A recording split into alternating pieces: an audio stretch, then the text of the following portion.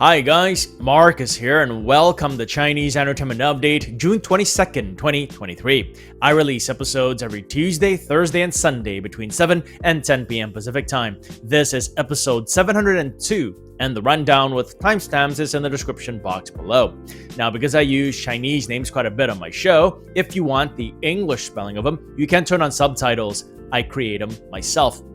In today's episode, Esther Yu and Ryan Ding reunite for a new costume drama. Joy of Life Season 2 announces a slew of new cast members, including a replacement for Xiao Zhan's character. The Legend of Shen and Lost You Forever's new trailers have netizens abuzz. And Netflix responds after Squid Game 2's cast announcement receives backlash for not having a female character. But first, here's what's recently premiered, two dramas for today and yesterday. There's Snow Eagle Lord, a costume drama starring Xu Kai and Guli Na. It premiered yesterday, June 21st. Xu Kai is the titular Snow Eagle Lord who, according to the WeTV synopsis, is a brave and fearless young man on a mission to save his mother. Along the way, he meets Guli Na, a girl of divine descent. They go through trials and tribulations, brave hardships, and become soulmates. Snow Eagle Lord is slated for 40 episodes and is available on WeTV with English subs. Then there's Exploration Method of Love, a modern drama starring Kiddo Gao and Song Yanfei. It premiered on June 21st as well. According to Baidu, in the drama, Song Yanfei is a geologist who has to pretend to be her sister, a celebrity.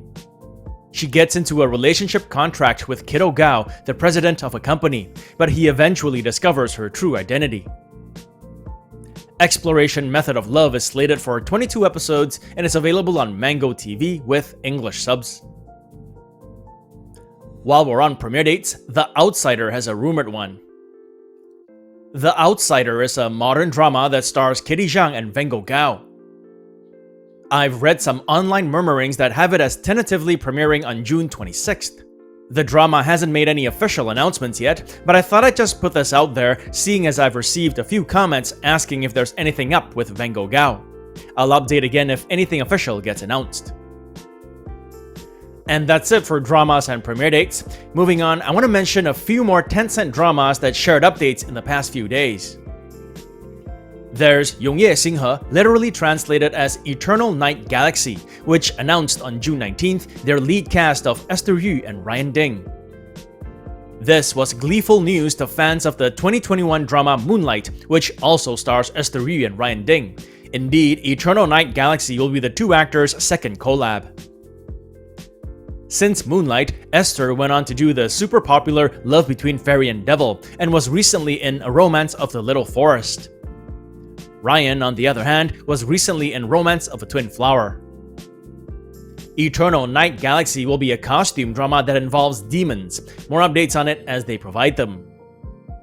Also sharing updates on June 19th was Joy of Life Season 2.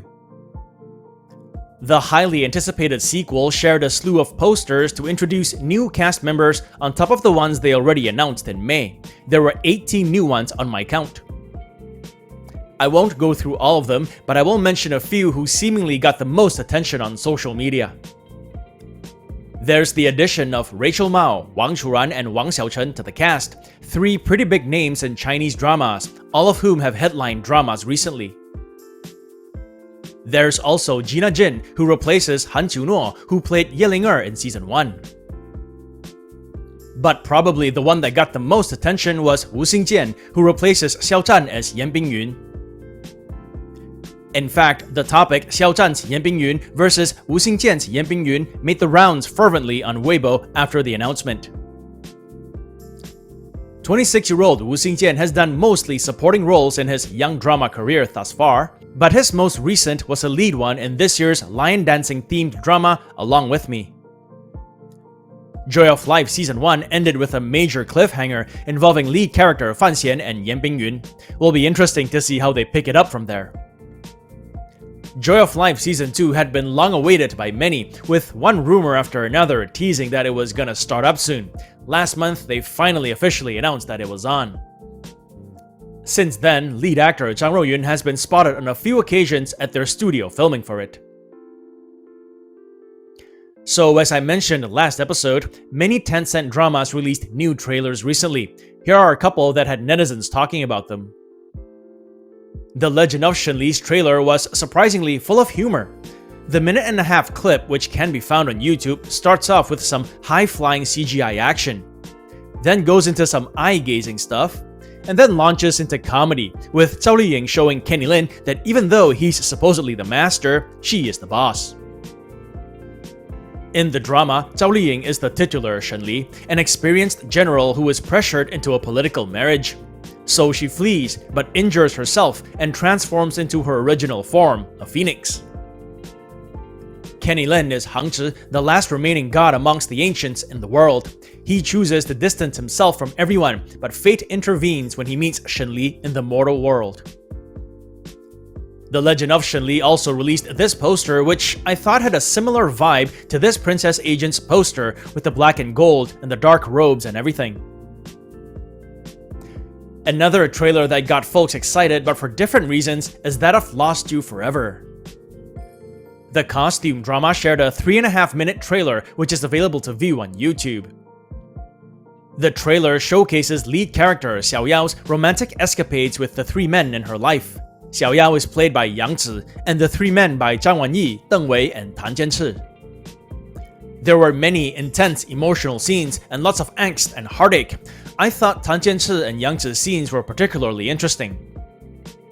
The other thing I thought really helped convey all the emotions in the trailer was that we got to hear the actors' original dialogue as opposed to overdubbing.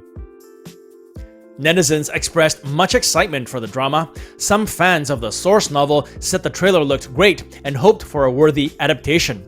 Others still said they were ready to cry along with the story. Last month, Lost You Forever Part 1 passed review, which I guess would make it safe to assume that the drama is split into 2 parts. On Baidu, it says the drama has a total of 72 episodes. More updates on it as they provide them. Before we get to our next segment, just to say that this show wouldn't be possible without you guys tuning in, so I thank you all for your support. If you enjoy the content, do like and subscribe, and don't forget to click that notification button for more updates. If you'd like to contribute, consider giving this video a super thanks. It is the heart-shaped button with a $sign below this video. All funds support the show and keep it going. Or you can check out my Patreon page, where for $1 or more a month, you'll have access to perks like recaps, requests, and have your questions answered. Alright, shifting gears a bit now to a Korean drama. I recently came across a couple of articles on Squid Game. According to this recent Variety article, Netflix made some new adjustments on how it reports its top 10 rankings. The streaming giant will provide an estimated viewership for the weekly charts of its top shows and films. This will be estimated by taking the traditional hours viewed they have provided for some time and dividing by the show or film's total runtime. In addition, Netflix will be extending the window of measurement for the most popular lists for TV and film from 28 days to 91 days. So, for example, as of June 18th, 2023, Wednesday Season 1 has approximately 1.7 billion hours viewed and a 6-hour 49-minute total runtime. Based on their new calculation, that comes to approximately 252 million views, making Wednesday Season 1 their most popular English-language TV series. Squid Game Season 1 has approximately 2.2 billion hours viewed and an 8-hour 19-minute total runtime, giving it approximately 265 million views, making it the most popular non-English language TV series. Based on Netflix's new information, Sena Entertainment compiled a list of Netflix's top TV dramas ever, all languages, and Squid Game sits right on top.